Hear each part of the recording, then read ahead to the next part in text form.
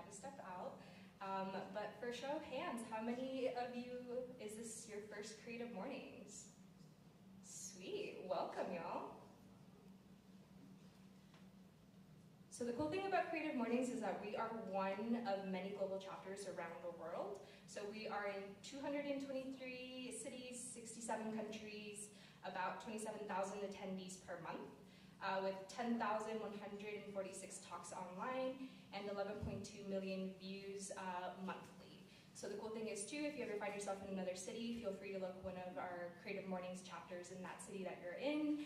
There's been a few people that have connected with other chapters in the country, around the globe. It's just a really cool interpretation of seeing how other cities and other speakers take on the theme of the month.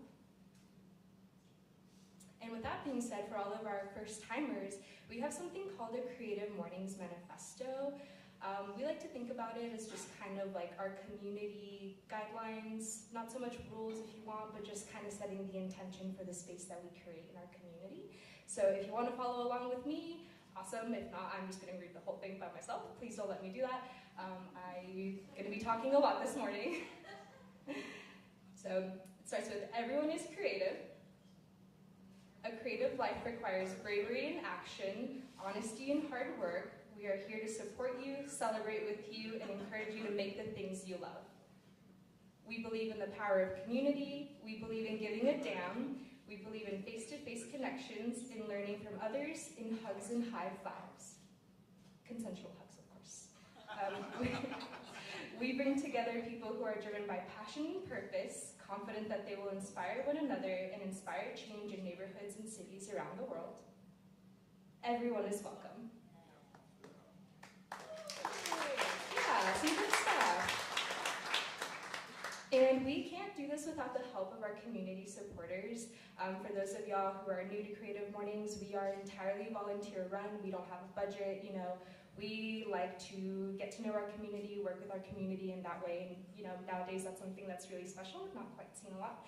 So we like to thank Cirrus Visual as our print design sponsor. They help us do all of the things, all of the signs that we forget most of the time, but we love them for that. Our other community partners, Celestial Photography, Tucson Warehouse Photo, Logo First Arizona, and this morning to our venue sponsor and coffee sponsor, Brink.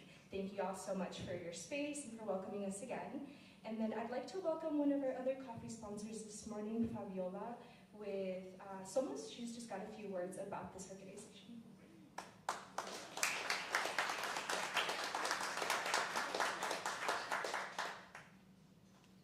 Hello, buenos dias. How are we all feeling today?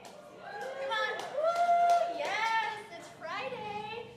My name again is Fabiola Bedoya, and I am the Arizona Program Manager with an organization called Somos Votantes. I'm going to read this for legal reasons. I don't want to get in trouble. So Somos Votantes knows that hardworking people like us are the pillars of the economy, or let me start over. Somos Votantes is a Latino-led and Latino-focused organization whose goal is to empower hardworking Latinos and underrepresented communities, like a lot of us here, year-round to fully participate in our democracy. Somos Votantes is celebrating 5 years this particular year. So we want you all to celebrate by going out on November 5th and going out to vote like never before. So doesn't matter who, whatever, just go out and vote on November 5th. And we also invite you to go ahead and follow us on @SomosVotantes on Instagram, and you can also go to somosvotantes.org and learn more about the work we do. I also have these little engagement cards if you want to make a promise to yourself that you're going to go vote. You would just have to do your address and write yourself a nice little note like, hey, I'm voting because blank, or this is important, and I will mail these out to you as a nice little reminder. So thank you all for having me today here. I'm the only one here, remote worker over here. But yeah, thank you so much, and let me know if you'd like to keep in touch. Thank you, Fabiola. And we're online, Instagram, Facebook. If you take pictures, videos, want to tag us in your stories, please use the hashtag TucsonIsCreative, and our handle is @CM_Tucson. We'd love to stay connected with y'all.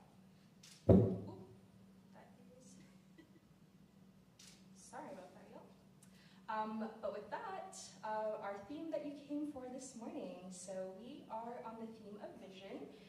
It was chosen by our Raida chapter in Saudi Arabia and illustrated by Razan Al-Shalan. How do you see the world? How do you want to change it? Vision refers both to the sense of sight and our ability to imagine the future. Are you focused on the little details? Can you see the big picture? As we age, our eyesight begins to deteriorate, seeing objects up close gets more difficult, and as we gain experience, what we want to accomplish evolves. Will your life grow darker or brighter? Each creative act involves seeing something in your mind's eye, then attempting to make it reality. A painter, an architect, and every other type of artist or craftsman has a vision for their work. What message, emotion, or impact do you want to convey in yours? You are your own visionary. What do you want to see? So for this particular theme, we couldn't think of anyone better than the first Creative Morning host, Josh. So I'm going to read a little bit about Josh for those of y'all who don't know him. I think there's a lot of you in there that already do. But Josh is the CEO of Brink Media Group, where his team helps brands, causes, and creators compete in the oversaturated attention marketplace. His group's work includes brand strategy and creative services, film distribution, branded entertainment, and original film and podcast productions for both major national brands and beloved local institutions. As a nearly 25-year veteran of media and digital production, he's participated in the advent of new media and witnessed its heel turn from promising to poisonous. Much of the cultural theory he publishes and the ethos he champions at Brink is rooted in the idea of cultural intervention, recentering our collective health and happiness as the ultimate goal of why we communicate and create. So with that, please welcome Josh up to the stage.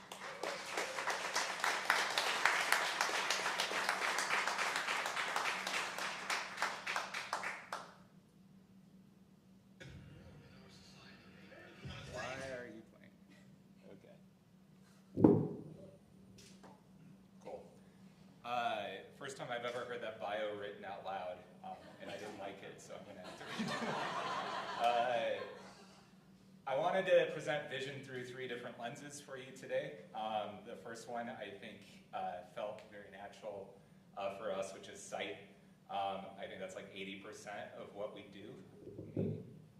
Make sure this is comfortably adjusted. We're a media company, and so much of media is sight, although don't underrate sound and other senses. They're very important. So first, let's watch.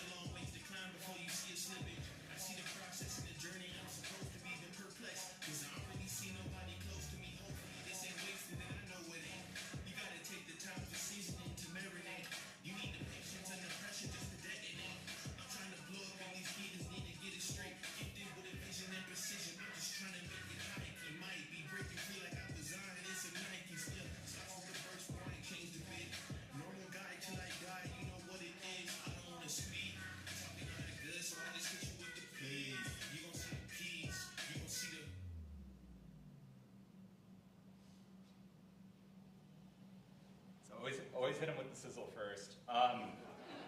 We essentially have 3 pillars that comprise what we do as a media group. The first one that is probably most represented in a lot of the work you see from us out in this community, at least, is us as a creative agency. Not Don Draper era advertising, a little bit different. I like to think of myself as a not misogynistic Don Draper, but that's just all in my head. But ultimately, what we as an agency do is kind of the end-to-end strategy, concept design, production, and then deploy it, get it out in the market. We do this with companies. Usually that's a pretty universal challenge, right? It's marketing. They want to get their brand out into the world. And so we advise on like what's the most compelling story you can tell and how can you tell it. What's a great way to tell it. But I also love working with causes, and a lot of what we do is work with causes, which is usually about shifting a belief, going in the market saying people feel this way, we want them to feel this way. How can we shift that belief? They're both using the same technique though, which is taking a governing belief or behavior that somebody has, and then figuring out how to sell an idea and attach it to that governing belief and behavior. A lot of this is, you know, if we do our jobs right, we're basically taking an idea and having it symbolize something that your prefrontal cortex will interpret and attach to a network of nodes in your brain to comprise your belief system and your sense of self.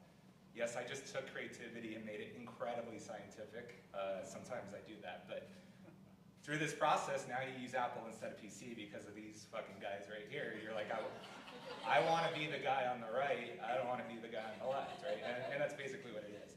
And so a lot of, you know, we like to think of what we're doing is like Inception. We're coming in and we're figuring out how to like change the way you think, and sometimes, you know, in the process of doing that, you lose sight of the bigger picture that really getting attention is the hardest part of that.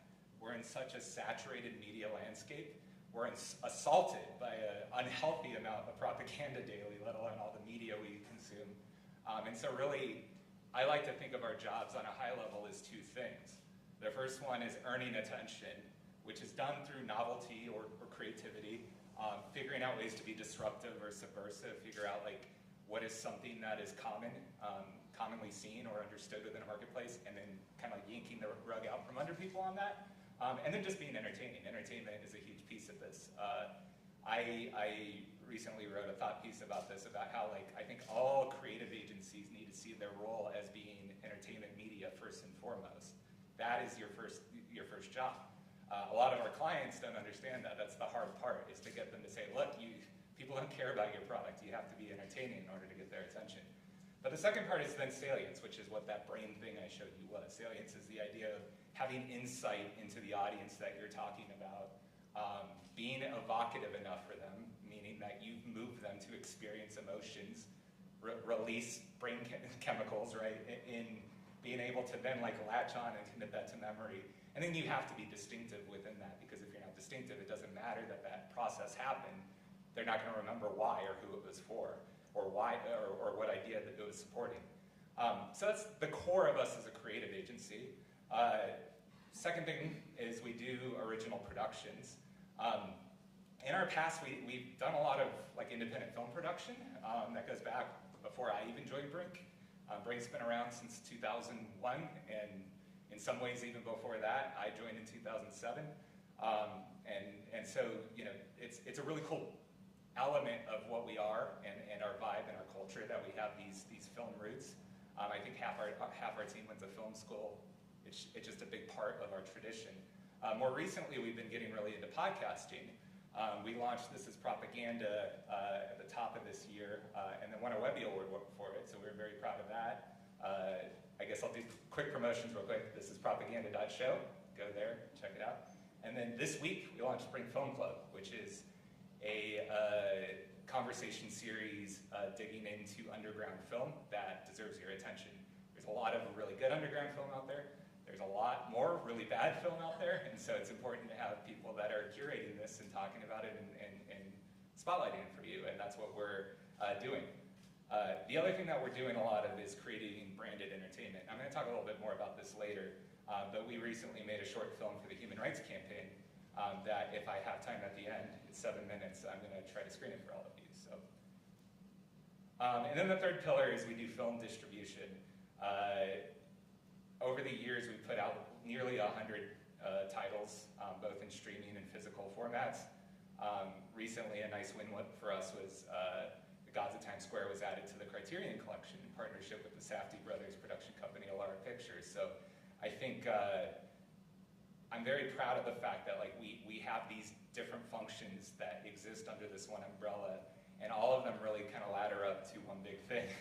Which is this, capturing your attention, right? And that's why in my bio I talked about the attention marketplace. And I wanted to take a little bit of time to speak about that, because a big piece of I feel like what my purpose on this planet is to to do is to change the way we think about this stuff and make a healthier culture around it. If you think about the attention marketplace, these are the reasons why I love what I do and do what I do. You know, I help share knowledge, I help change the culture, move culture, participate in culture. I can inspire ideas, I can inspire movements through storytelling, such a good empathy engine, you know, in getting people to connect. Like that human rights campaign spot that I alluded to, the whole point of it is to build empathy for trans people so that we can stop having such a fucked up culture around it. But on the flip side, there's a lot of negative side effects within from the attention marketplace within our society. I think the biggest one is it's perpetuated this idea of corporatism where everything is oriented around serving businesses and serving corporations, which is not a way we should be living. And I think corporations have lost their relevance, but we haven't changed our mindset. And so, take this election cycle, for example. We always talk about, like, number one issue voters care about is the economy. And it's like, I don't think that's true. I think that's a paradigm that they're giving, but it's not the economy, it's their lifestyle, it's their well-being that they care about. And we're just asking the wrong questions. Certainly addiction, I think most people are addicted to media. I think you have to go way out of your way to set media aside, and there's a lot of money being spent trying to capture your attention and keep your attention. And so I think part of that, when it comes to us, is making sure we're driving our industry towards people opting into attention and not stealing that attention from them. And that's something that is a big culture shift that needs to happen within the world like marketing and advertising that we're nowhere near, we're barely having the conversation, so I'm just trying to have the conversation. Another big piece of this is death of nuance. I'm sure we've all experienced that, we've all seen that, in that everything's become so binary and polarized. And I do think that the attention marketplace is the number one thing that has created and exasperated that as an issue for us. Because and especially social media is like the last foil of that, where it's put us into these filter bubbles, right? And then the goal of propaganda, like propaganda can't have nuance, right? So the goal of it is to make you feel firm in your beliefs and to serve it to you relentlessly. And that's gonna create that death of nuance. And then and related to that is we are constantly under manipulation. And that just can't be healthy for the human spirit to always be manipulated. And I'll be the first to admit a lot of what I do is manipulation. And that's why I think it's important that, like, I use this phrase cultural intervention. I think it's really important that, like, okay, if our job is to manipulate people into thinking a different way or to move culture, as we like to say, I want to make sure we're moving it in the right direction. I never want to work with somebody who is moving it in the wrong direction, even though all the money tends to be the other way, which sucks. And then the second thing is, I want to push our attention industry into a place of discomfort and critical analysis about the externalities of our work. I think one of the metaphors I like to use is if we were a factory, an industrial factory, you would see the pollution that we're spewing into the atmosphere. But with media, you can't.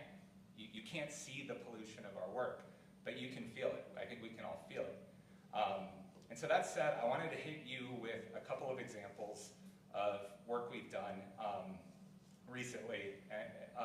First one is a business commercial, but it is for a credit union that's a nonprofit. This credit union's based out of Pennsylvania. I'll play it and we'll talk about it. Meet the banking family. Sterling, Stacy, the firstborn, Morgan, her husband Stanley, the youngest, Finn, and their small-minded brother. First comment. I wanted you to meet Kate. She's a small business owner. It's okay. It's okay. You can do that. Too big to fail. Hidden fees. Bailouts. Foreclosure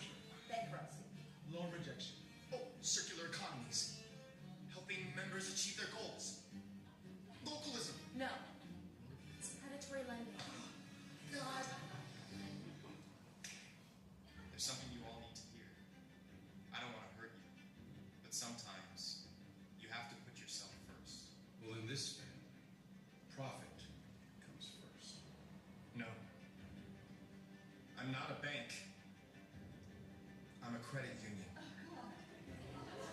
No, doesn't mean it.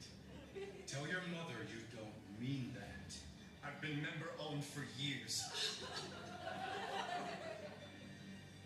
Another family dinner ruined by First Commonwealth's toxic inclusivity. To be member-owned, so small-minded.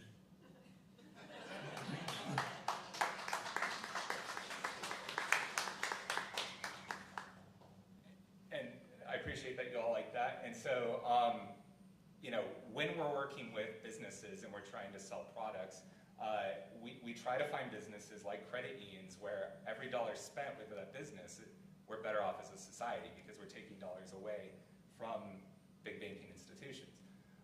In the case of First Commonwealth, I think one other thing I'm very proud of with work like this is we shot this commercial here in Tucson. That was the most expensive house in Tucson, is that? Yeah. And the fact that we're able to bring dollars from out of the community into Tucson to do creative work like this is a big point of pride for me. But overall, you can see the two things in action there. First, attention, right? Entertaining, obviously tapping into bigger themes that we're seeing a lot of, you know, with like Succession and Saltburn and stuff like that, being in the zeitgeist. But then the salience piece of this, of associating the idea of being that black sheep of the family within a family that a lot of people would not want to be part of that family. We see them as the enemy, right? Creates that salience in your mind where you're like, okay, this idea of banking with a credit union is an act of defiance against this like elite class, right? And then that tagline of small-minded banking that we were running with, that's an example of being disruptive in that like within capitalism, it's very rare for somebody to be like, let's get smaller, let's be small-minded. And doing that makes it stand out, right? So that's a lot of what we do. It's a lot of the heart of what we do. I wanted to also show, just because, whoa, that's loud. Just because we don't only do videos, we do all sorts of media. We go where the ideas take us. We recently worked with Tucson Symphony Orchestra and commissioned and produced a experiential sculpture that is in the Mercado Annex now. So tonight, everybody go and enjoy the sculpture over at the Annex. You can climb up inside of it. Of course, it's a nice thing to look at from the outside, blends in beautifully with the environment. So we're adding a piece of art, which we're very proud of, but you can climb up inside of it and have a immersive experience, as we call a momento cosmico, of having music and lights and smells and all of that. So check that out. Check out Tucson Symphony Orchestra. And as was mentioned in my bio, like I really love that we're able to do this work we do with like big national brands, but also these local institutions. We work with a lot of arts and culture institutions and local businesses that we want to support. So now the second lens that I wanted to do was the idea of hindsight and kind of looking back at my own journey or struggle, or all life is a struggle. My own journey through life to get here, because that was always my favorite part of going to Creative Mornings, was seeing that, so I wanted to provide that. So there's me, circa 1993, bringing the Gen Z drip. I've never dressed as well as I did back then. But around this time was the first time that I got to experience my relationship with creativity. That's because Super Nintendo had Mario Paint. And Mario Paint was so cool because you could draw, but it also had a music composer. And I actually spent a lot of my time in the music composer, and I would compose songs and then make my entire family come in the living room and watch what I made. And that was the first time that, I would say at the time, I wasn't like, I'm being creative right now, obviously. But in retrospect, in hindsight, looking back, I was like, okay, that was the start of my journey of really exploring these parts of me. My family was, I was privileged enough that my family was the first family to get a personal computer out of anybody I knew, because my dad worked for the IRS at the time, and they gave him one. I think he's like one of the first telecommuters with computers. And so I got an hour of computer time every day. And within that, I became really fascinated with the internet and started to build websites. My parents bought me the O'Reilly books on how to do HTML and CSS. I would play with like Microsoft Front Page and the other Microsoft products. We didn't have Adobe at the time. This isn't my work. I swear, guys, I spent 8 hours trying to find something on Wayback Machine to show you, but none of it would render properly. I'm sorry. Pretend that's my work. Or Space Jam website, that's a good reference to it. But yeah, I had, once GeoCities came out, I probably had like 30 or 40 GeoCities sites. I was just constantly building websites. I would build websites for the chess club at my school. I was this guy. I called myself Webmaster JB, which is very cringe. But I would just build websites for anything I could. Around 2001, I became a massive Linkin Park fan when they hit the scene. And I started building so many Linkin Park sites. I built this like reputation up within the fan community of this like guy. And then that led to me building Riff Raff's website because he was like, he was dropping an EP and he was like friends with Mike Shinoda from Linkin Park. And that's not Riff Raff, that's James Franco. But his whole character's modeled after Riff Raff, so appropriate. So yeah, so I was doing all of this, and then I think a lot of people started perceiving me as a computer guy. That was like the label, like a techie.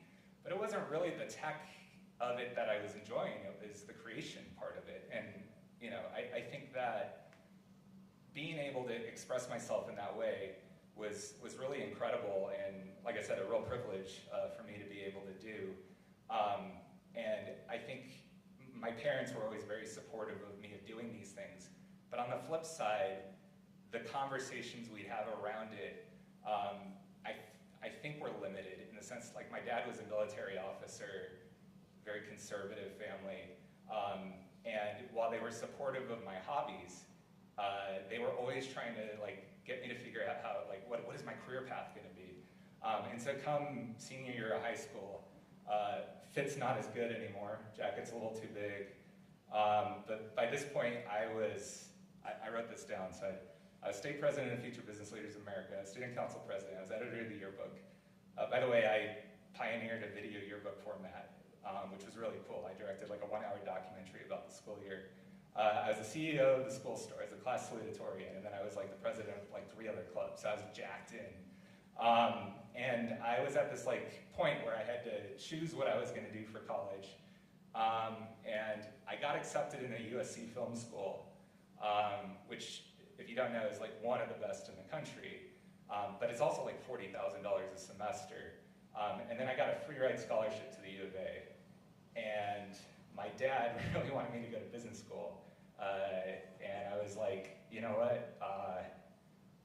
I'm not a creative person. I'm just smart enough to masquerade as one. That was literally what my thought process was when I was young. I really thought that I wasn't truly a creative. I was just always deconstructing what other creative people did and then emulating it and making it my own. And I, for some reason, didn't think that was creativity. I thought I was just a smart person who knew how to like learn things and pick things up.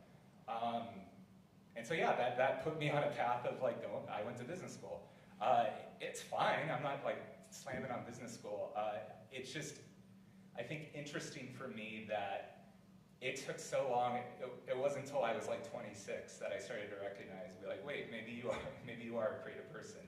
And so I don't know, if you have kids, make sure you foster that within them.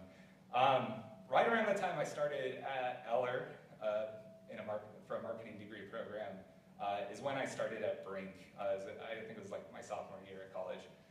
This one did render on Wayback Machine. This is what Brink.com looked like in 2007. Images aren't rendering, but you get the idea. It's called The Brink. Not too different in spirit, just very editorial on the front page. Lots of like blogs and articles and magazines. It was kind of like an OG internet blog type thing. But we did have like the films going on, and we had the agency going on. But the agency was actually very focused on building websites. That was like the one thing we did, and then we started adding apps, and then we started doing social media, and on and on and on, until we got to where we are today. Also, while I was in school, I made my first advertisement ever.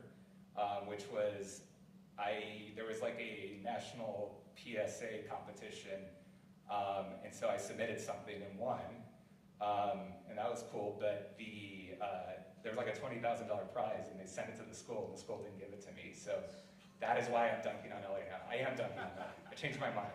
I don't like LA. They got, yeah.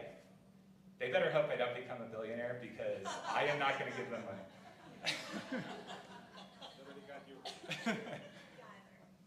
But that was interesting. Like I was doing a marketing program, and so the first time I got to do that is very validating, and it inspired me to want to bring that into Brink, bring that side of me into Brink. Like I had the mindset, I think, up until that point that Brink was just a job while I was in college, and then as soon as I graduate, I'd go work somewhere else.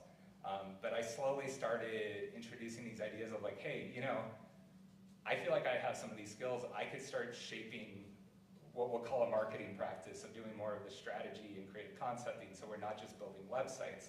Our founder was very supportive of that and kept fostering that. So the day after I graduated college, I moved to Washington, D.C. I really wanted out of Tucson. If I didn't make it clear, I grew up in Tucson. But yeah, I really wanted out of Tucson just because it's all I had ever known. And so in moving to DC, I pivoted from, my job at Brink was mostly like front-end dev, Flash animations, if anybody remembers those, a little bit of design work. I pivoted to being like in charge of our new business development and account management. So I moved as far away from creativity as possible. But the reason I did that is because I wanted to kind of build my own destiny, so to speak, and bring in clients for us that I'd like to work on, that were a little bit more, I guess full service is the phrase we use in our industry, be a full service agency. And so in doing that, I moved there, had a lot of success doing that, brought in a lot of business, and so I had the opportunity to be made a partner of the business.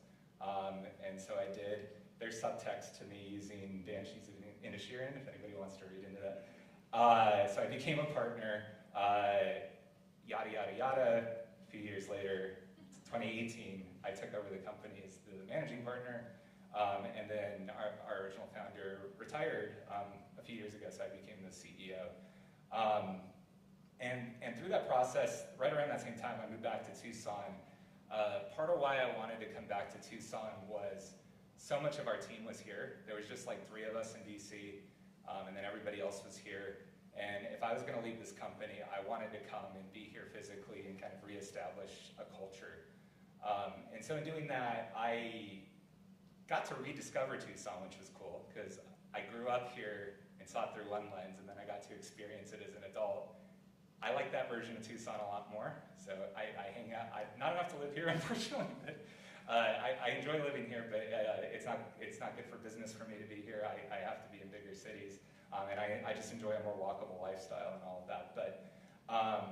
But yeah, I got to see Tucson through a new lens, and really fell in love with Tucson. And part of falling in love with Tucson was getting very engaged in the community and starting, like I started Creative Mornings then with Jen.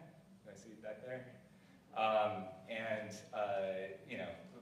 Was involved in Tucson Young Professionals and the Metro Chamber, a lot of different spaces, and that was a lot of fun to be part of this community. But all that said, I did have to go back to the East Coast around 2022 because, like I said, it just supports my lifestyle better. So I did go back to DC for a bit, but now I'm in Philadelphia. So if we have time in a Q&A and you're curious about Philly, feel free to ask me. So that's kind of my journey. I think one thing I wanted to call out within this is like one of the biggest things I'm proud of is Creative Mornings. The fact that you all are thriving as a community so much after I left and doing it better, honestly, and just watching that from afar and then being able to come by every once in a while and now getting to speak. I was frankly a little nervous speaking. I speak a lot, and I was a little nervous speaking here because I care about this space so much. So yeah, thank you all for keeping it going, and I'm really happy to see that. So now the third lens, which is foresight. You can't have a talk on vision without talking about predictions of the future. So I wanted to give you three.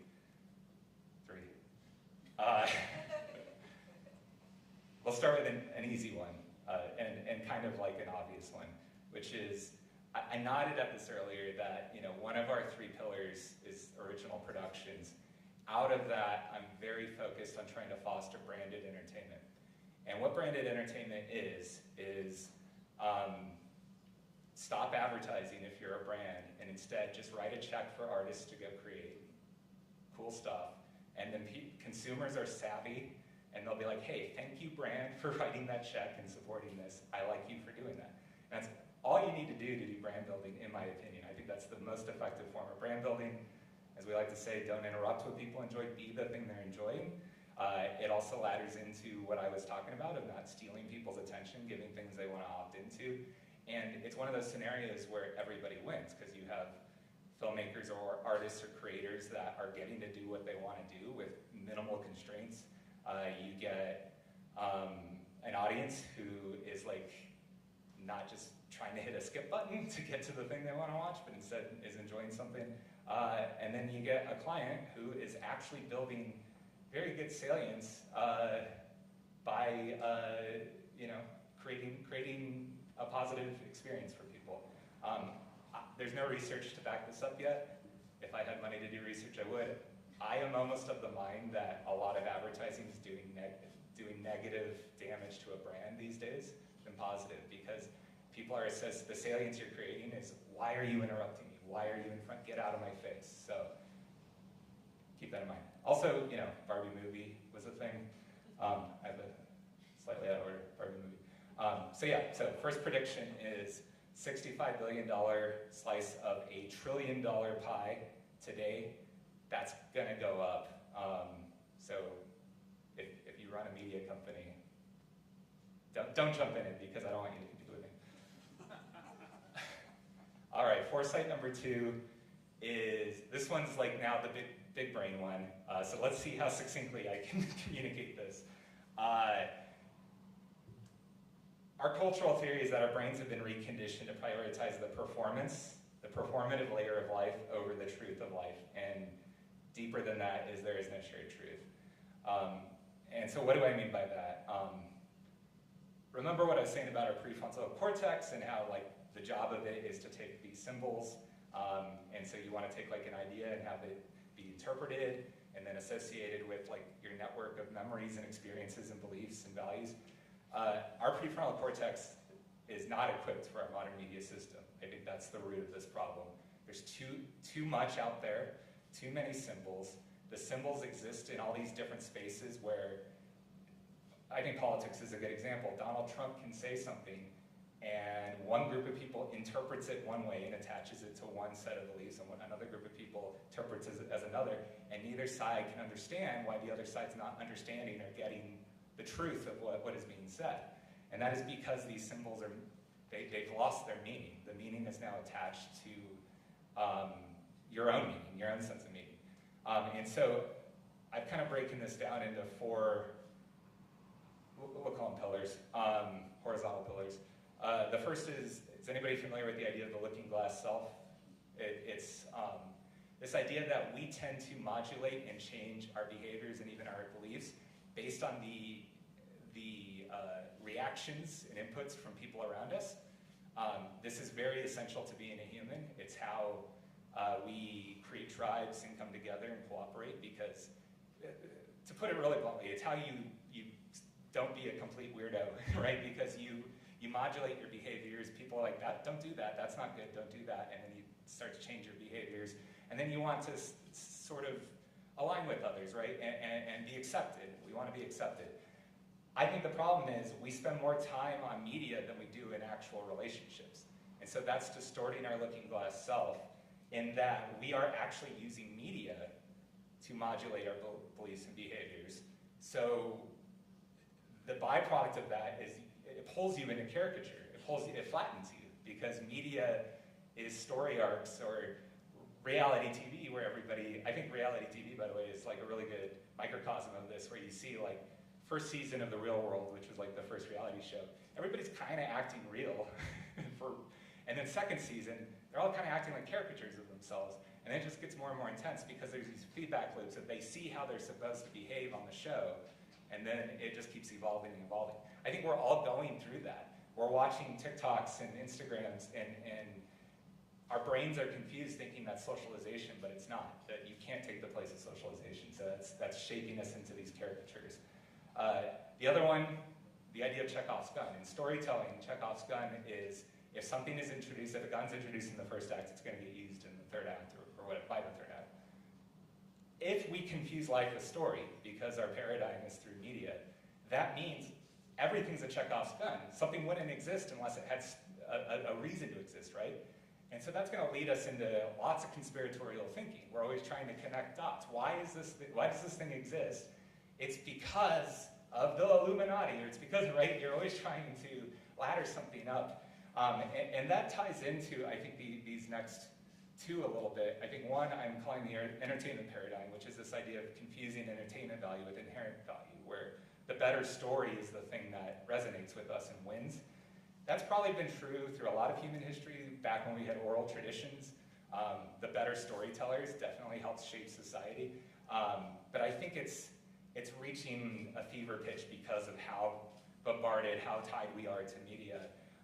And so, again, politics, it's easy to see that, where I would argue, if you look back at, since our modern media systems, every president that has won, it was the more entertaining choice to make in that moment. And then I think the fourth piece of this I'm calling narrative destiny, and that's this idea that because of all this, our confirmation biases are insanely heightened because all information serves as story plot points.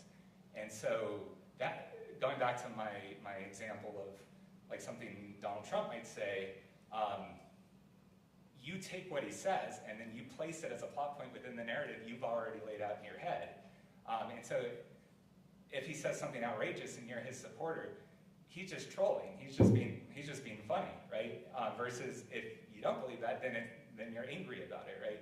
And that's a huge piece of why we do not have these shared symbols, because it does, and why we don't have a shared sense of truth. Because if you take any piece of truth and you try to say this is objective, that through this lens, that's just not true. There's no objectivity. It's a plot point in the story that you've already created. That was dense. I hope that I hope that came through. I'm piloting this as a talk. So now I'm going to leave you with a third crowd pleaser. I think Kamala Harris is going to win the presidency. The reason for this is her winning fulfills the narrative destiny of Joe Biden withdrawing from the race.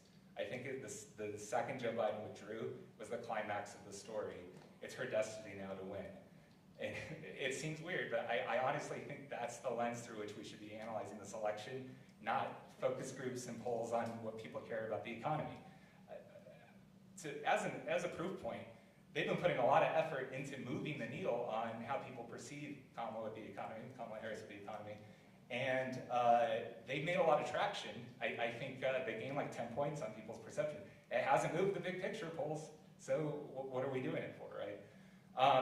I said this publicly a few weeks before Biden withdrew, that I said, if he withdrew and elevated Kamala Harris, that her approval rating would leap 10 plus points immediately after she became the presumptive nominee, and all the vibes would shift.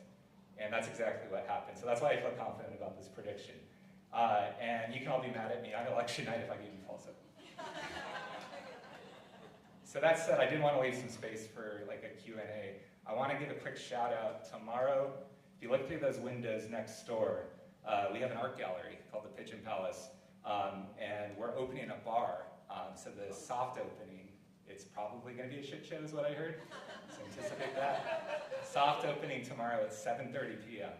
I'd love to see you all there, and there's an awesome exhibition going on called Complex that you can check out, and you can go to Pigeon Palace Arts. So yeah, any Q&A, any questions? Yes? I just want to do a shout out for propaganda. I listened to all of them, and they are so excellent, and I think anybody that is involved in graphic design or marketing or whatever really should listen to it. Thank you, appreciate that. Also waiting. Did you really get Attenborough to like narrate that commercial?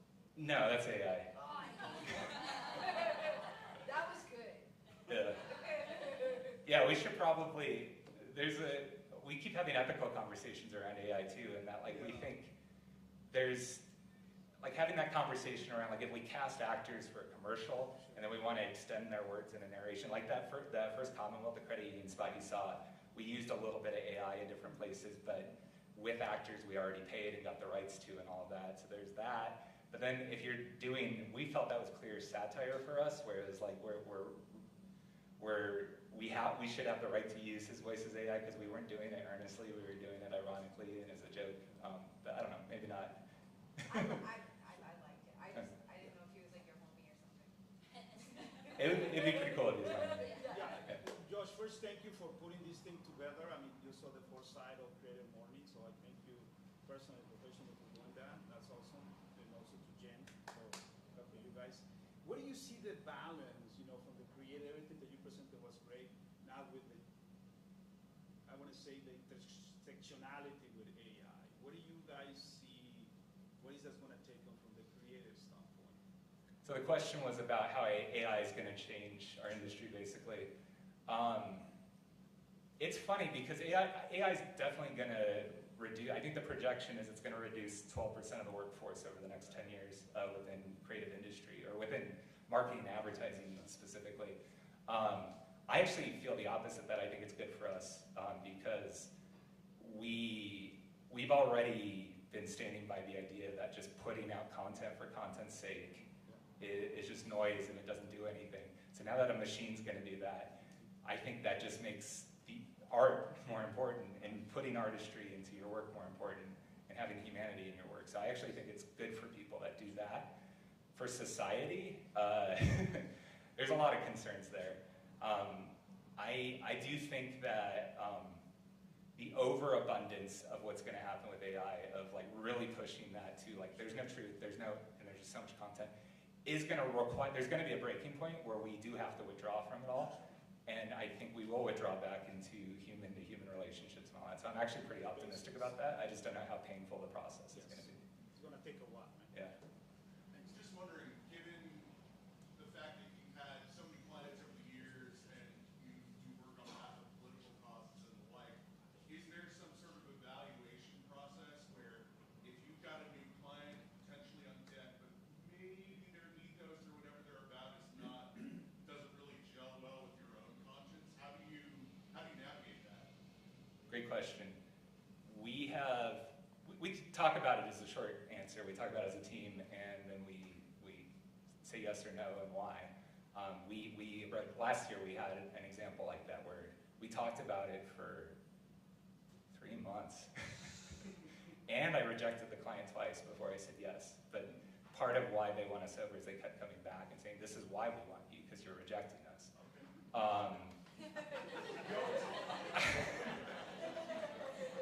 Hard to get. Yeah.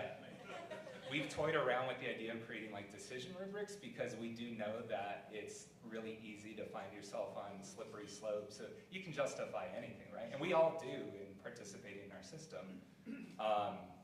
But I think right now we're a little too small for that. If we were twice our size, I actually would be very interested in creating like a decision rubric for us of like, here's our values. The other thing that does help us though is we've created 6 value sets that we care about most, that we've actually built, I think, a certain degree of subject matter expertise and experience with, that we use that to guide our business development approach. So just looking out for opportunities within that. So the more proactive approach can be really guided by those guardrails, which is helpful. But you know, we're clawing our way every day, right? So it's like, sometimes you take something that, we never take anything that goes against our values, but we'll take things that we're like, this is kind of neutral, this is, you know, we're not going to put this on our website, we're not going to talk about it. It helps keep the operation alive, so to speak. Yeah. With the film industry still in kind of a traditional transactional state, rather than being interactional, diving more into the communities, you know, paying for butts in the seats as far as marketing goes, where's the landscape in the commercial world and what you do with media? Where's that landscape between the transactional and interactional?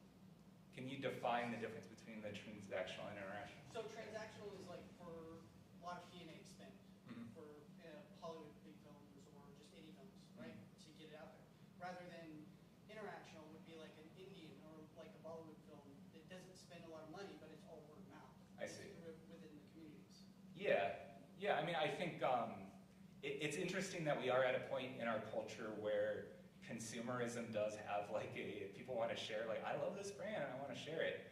I think it's weird we're at that point, but that is an effect that I think in my experience I've found it's really hard for a smaller brand to reach for that. Coca-Colas of the world have the resources to like build that, right? Or that's a weird, Apple's a good example, right? They have like a strong pull, or Tesla or whatever. So there is a disadvantage, which is part of the corporatism thing. It's always like the big corporations are always like they have the advantage every piece of the way. I think the cool thing about the transition into more branded entertainment is now you can fall back more on the merit of the art itself rather than how big the brand is. And if you can get a branded entertainment piece to actually get traction within different communities, like if you're thoughtful about what communities to put it in, you have a chance to earn that media, right, rather than having to pay for it, because if you're paying for it, you're disadvantaged. I'll also add to that that I think branded entertainment can really help save indie film in that so much money, like I said, it's $1 trillion just in the US market alone within advertising. That's a lot of money, and I feel like so much of it is just burned. Like display advertising that like people are just scrolling past. 60% of display ads are probably fraud to begin with, and the only people that are winning in that whole equation is Google, Meta, the choke points, right? The people that control it. And so with branded entertainment, I think you're putting all of that investment into the actual work and then talking about the work, and it's much different to market something people want to see than to market something they don't want to, right? So I think that's where those two intersect, and it's a big opportunity for the world of indie film. And that's what I want to try to do, is like get indie filmmakers paid from brands, because they got all the deep pockets. I'm at an intersection in my career where the work that pays my bills and keeps my family fed and housed doesn't necessarily fulfill my values. Do you have any advice for somebody in the creative realm who is looking to do work that fits the perfect Venn diagram of my value system versus the work that pays the bills? Well, what kind of work do you want to do? I want to do more community impactful work, and I want to do more work with brands who care about those things. I think my advice would be do it anyway until you can make a career out of it. Throughout my whole life, I guess what was missing from some of that story was like part of how I would land the jobs I got is I would make the things and then show them off and prove that I could do it. And I think with community impact in particular, there's a lot of opportunity there to like kind of moonlight and volunteer your time in producing good creative to help like pet issues that you care about, that you can then take that and build packages and tell stories to people like me who might be hiring of the work you did. And I would have extra respect that you went and did it on your own. I think that's the big benefit of living in the time we're in is you don't have to, we all have access to the tools to make things. Even if you want to make 2-hour feature films, you can make a 2-hour feature film for $500. It's not hard. And I think that's really exciting. And a lot of it, requires having the energy and the time to invest in it. But I think, I like to say to my team that the idea that time is our constraint is often a red herring. Energy is the constraint. And when you do things that you care about, that you're passionate about, it actually gives you more energy, and then you're surprised at how much more time you suddenly have. But I also don't have kids, so caveat that. One more, I have one more, time for one more. If nobody else, then we'll, go ahead. Oh, did you say you had one more? Oh. Yeah. Anybody else? Do we have time to play that film real quick? Yeah. Okay, let's do it. Or do we want to do 30-second pitches first and then the speed run? Okay. Yeah. We'll do the wrap up, and then if you want to stick around to watch the 7-minute short film, we will. Thank you, everybody.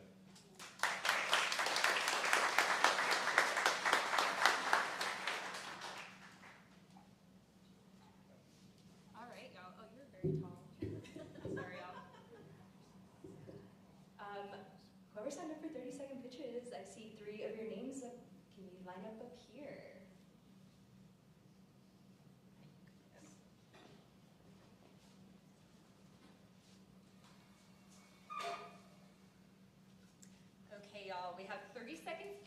after 30 seconds, we're gonna cut you off. It's not personal. We just have a lot to get through. Okay, so Alicia, you're first. Okay, yeah, got it. Hello, my name's Alicia. I work at Archaeology Southwest. We try to explore and protect heritage spaces while honoring their diverse values. We are trying to make archaeology accessible to everyone, and so we are doing a lecture series at the Tucson Mall at Catalyst Creative Space once a month, and this next one's coming up on November 12th. It's in the evening, doors open at 5:30, lecture starts at 6, and there's very good snacks and libations provided, free. So, thank you.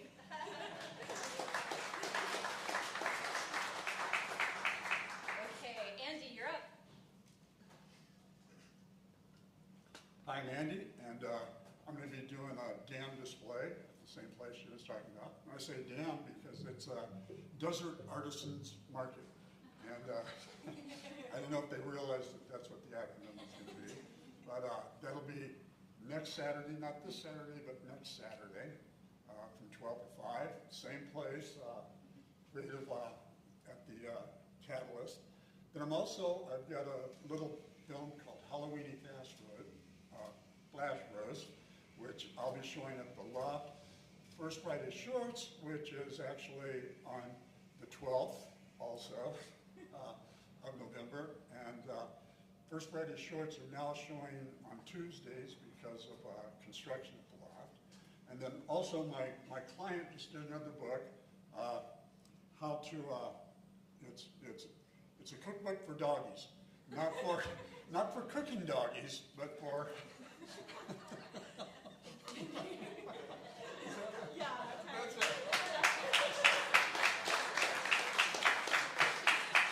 Okay, and Rye. Hello. Katie and I are hosting the next networking event October 25th. It's Slow Body from 5 to 7, so come check us out. October 25th from 5 to 7. Don't bring a business card.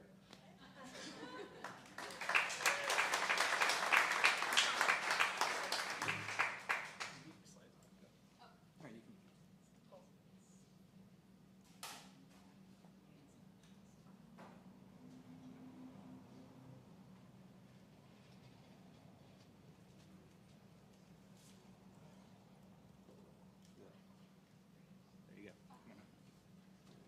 All right, let's speed run through the end so we can get to what we actually want to watch, right?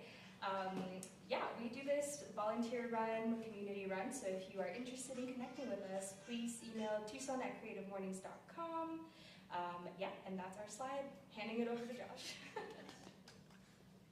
I truly forgot what was at the end today. Okay.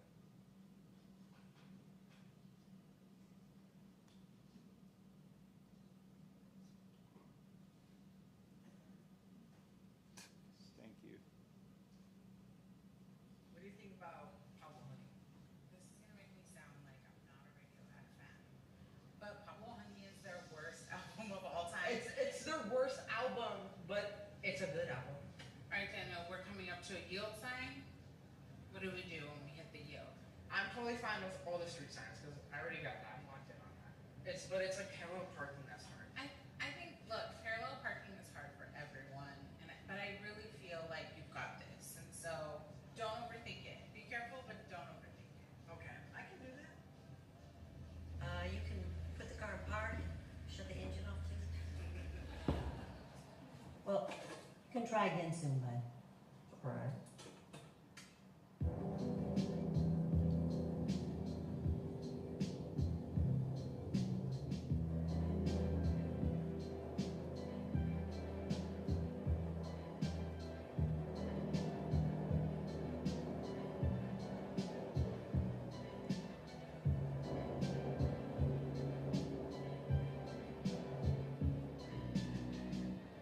I got cooked. Like cooked or like burnt? Burn. Ooh. I completely failed the test. Now I can't go nowhere. Now I can't go to my little jam sessions. Do you want to talk about it? It was so bad. It was so bad. You don't Okay. understand. I honestly think that if you practice and like you just like don't like think about it too much and you're actually doing it, I think you'll be good. I don't know, Ken.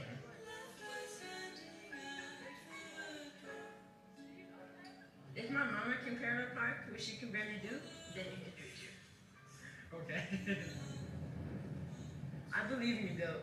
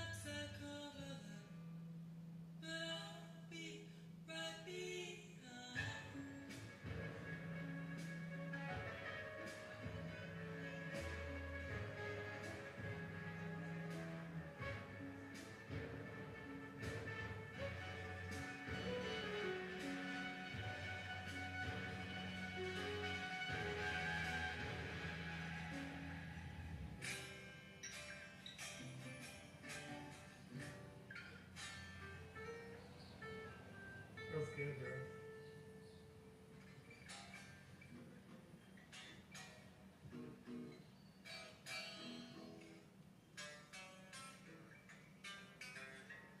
Hey, Dad.